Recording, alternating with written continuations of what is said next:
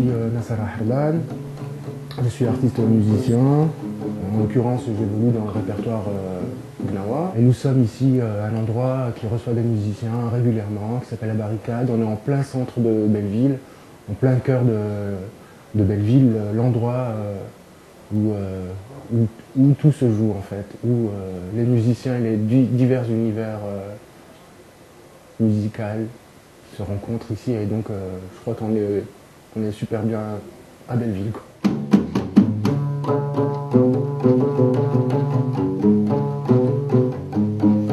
J'ai subi des influences de black music, à savoir que mon frère, un de mes frères, parce que nous sommes nombreux dans la famille, un de mes frères était DJ à l'époque et il travaillait dans certains clubs en Allemagne qui étaient fréquentés par des militaires afro-américains. Et du coup, cette influence de black music m'a été communiquée à travers mon frère, qui m'a aussi appris la musique, le rythme, la guitare, des choses comme ça. Donc on passait beaucoup de temps dans la chambre à étudier le rythme et la musique en général. Sans oublier aussi les influences culturelles de nos parents, qui, comme beaucoup de ces gens de cette génération, ont écouté Nassel Riwan et tous ces gens. Et du coup, c'est là où inconsciemment, peut-être, j'ai commencé à intégrer un peu le son du Gombri. Et comme beaucoup d'autres, j'imagine. Et voilà.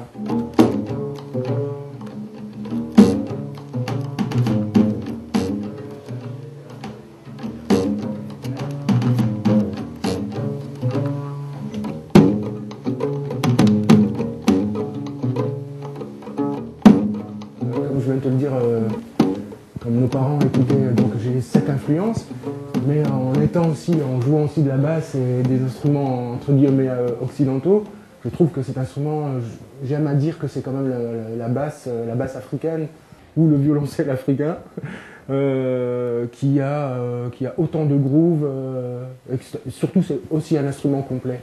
Ça sous-entend qu'il y a aussi une partie très percussive sur la peau, quand lorsqu'on joue, on vient frapper sur la peau, et donc il y a cette partie percussive, batterie, de percussion, les cordes, l'harmonie, et quand tu poses donc la voix dessus, ça fait vraiment une complémentarité. Et cet instrument, c'est juste un instrument magique. La musique gnawa, en fait, est quand même jouée par des descendants d'esclaves aujourd'hui, pas forcément tous, parce qu'il y a eu quand même beaucoup d'influences et de mélanges après, mais à la base, cette musique est jouée par des descendants d'esclaves. Et comment maintenant, la question qui est amenée, c'est pourquoi on parle rarement de cet esclavagisme qu'il y a eu dans le Maghreb. Ça reste une question taboue. Aujourd'hui, le Gnawi relève cette question de par sa condition, de par ce qu'il est aujourd'hui.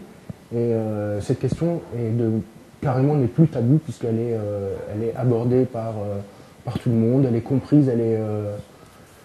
comment dirais-je, oui, elle est comprise. Aujourd'hui, elle est intégrée dans les mentalités. Aujourd'hui, le Gnawi n'est plus un paréa.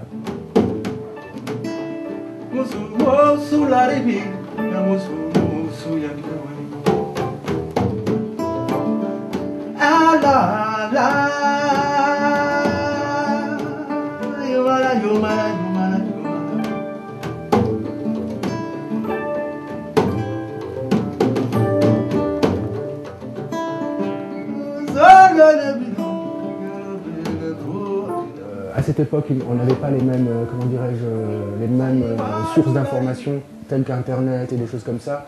Il y avait de l'information, mais pas des informations. Il n'y avait rien, quoi. Pratiquement, pour ainsi dire, il n'y avait rien. Donc il nous restait encore les bouquins, rencontrer des ethnologues, anthropologues, médiathèques. Donc aller à la rencontre de l'autre aussi, c'était aussi intéressant de rencontrer directement des gens qui connaissent cette musique, ou en tout cas qui connaissent les us et les fonctionnements. Donc les ethnologues, tout ça, j'en ai rencontré quelques-uns. Et donc j'ai monté ma première formation, nous étions à 3, comme par un principe naturel. On rencontrait des musiciens qui intégraient d'une manière assez cool et assez naturelle le groupe, qui a fini avec 10 musiciens à la fin. Et comme je dis souvent, nous partîmes 3, nous arrivâmes 3000.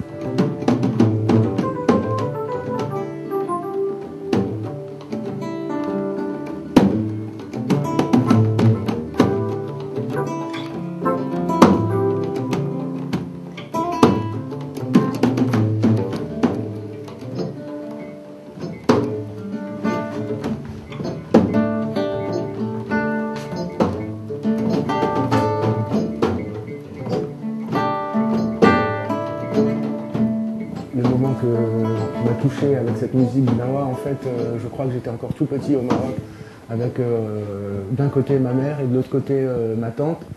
Je crois que nous avons assisté à une Lila de Derba, mais on ne m'avait pas donné de grandes explications. J'ai cru comprendre que c'était ça. Et bien des années plus tard, j'en ai eu la confirmation. Les souvenirs ou les bribes de souvenirs qui me restaient du genre les fumées, les danses un peu dans tous les sens et tout, ça ne pouvait être qu'une Lila de Derba Gnawa. Donc et j'en garde un souvenir extraordinaire qui me poursuit et qui j'espère continuera encore à animer ma volonté de partager cette musique encore avec tout le monde. Je trouve que cet instrument, j'aime à dire que c'est quand même la basse africaine ou le violoncelle africain qui a autant de groove. Surtout, c'est aussi un instrument complet. Ça sous-entend qu'il y a aussi une partie très percussive sur la peau.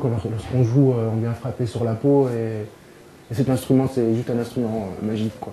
Grâce à la musique que je joue, en fait, les instruments que j'ai, tout ça me rappelle constamment mon origine marocaine et africaine. Et du coup, voilà, c'est le lien que j'ai encore aujourd'hui.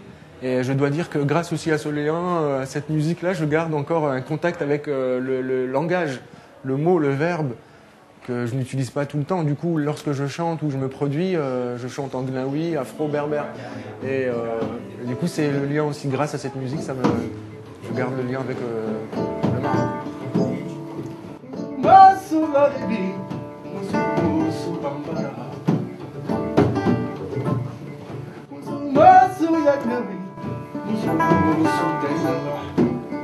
Ben, l'idée que j'ai aujourd'hui du Maroc, elle est quand même assez positive. Le Maroc avait une espèce il tendait vers une espèce de modernité, sans se perdre sans perdre ses valeurs traditionnelles et qui font ce que les Maroc aujourd'hui. Donc avec ces valeurs traditionnelles ancrées, comme je le disais tout à l'heure, ce royaume chérifien qui est ancien, je crois qu'il est un des plus anciens royaumes existants. Je pense que oui, j'ai une vision du pays assez positive. Et ce que je trouve assez bien, c'est qu'il ne trahira pas ses valeurs, tout en tendant vers un avenir technologique et toutes ces choses-là.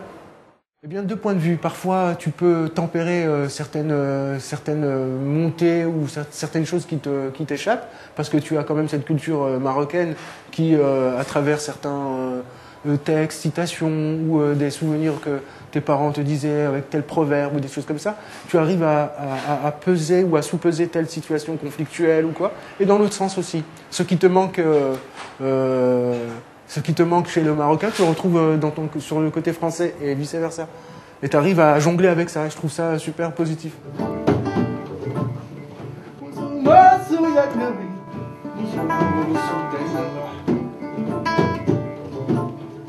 Oh yeah, yeah.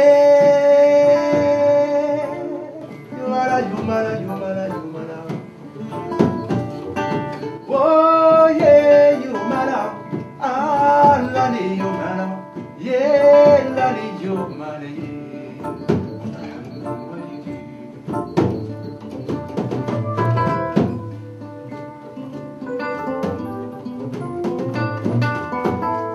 Pour être plus clair, je préfère m'adresser à ma famille qui me manque beaucoup.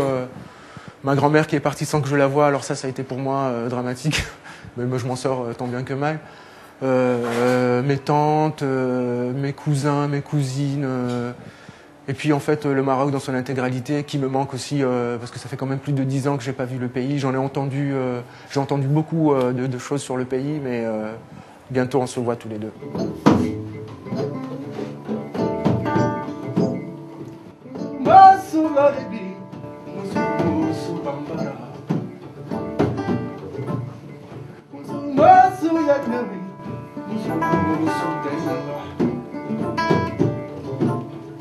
Oh yeah, yeah.